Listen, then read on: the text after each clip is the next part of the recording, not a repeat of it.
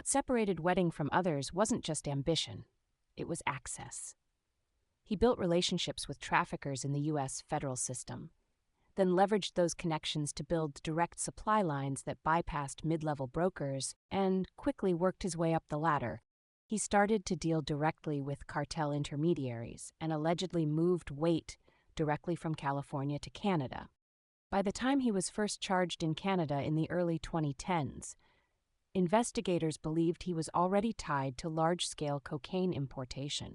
For Canada, he explained, this wasn't just another criminal case.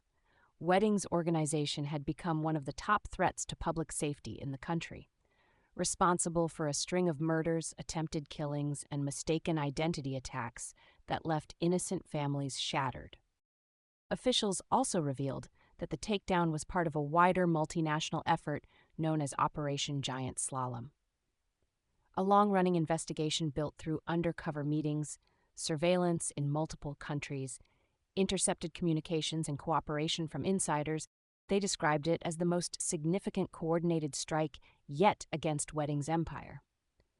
But they made it clear the work wasn't finished. 4 key suspects were still at large, including the man at the top. And as the cameras flashed and reporters shouted questions, law enforcement repeated one final warning: wherever he was hiding, whether in Mexico, Canada, or anywhere else, Ryan Wedding would be found. Ryan James Wedding did not begin his life as a criminal kingpin. In fact, his early years looked almost nothing like the world he would eventually step into. Born in Thunder Bay, Ontario, in 1981, he grew up with the dream of representing Canada on the world stage. And he achieved exactly that. In February of 2002, he stepped into the start gate at the Salt Lake City Winter Olympics to compete in the men's parallel giant slalom, which is one of the most technical events in alpine skiing and snowboarding. The gates are set extremely close together, forcing riders to make rapid, precise turns at high speed. It demands reflexes, edge control, and near-perfect timing.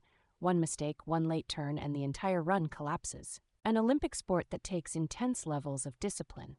During the competition, he ended up finishing in 24th place. Not a medal performance, but enough to secure his identity as an Olympian, a title only a small fraction of athletes ever earn. But after the Games, life didn't unfold the way it does for most national athletes. There was no long career, no steady stream of sponsorships, and no smooth transition into coaching or commentary. He later struggled with injuries, unstable income, and what he later described as an inability to return to normal life after competing at the highest level in the sports world. Sources say he moved into the nightlife, and then into the drug scene, then into distribution. By the mid-2000s, Wedding's name had begun surfacing in drug investigations across Western Canada.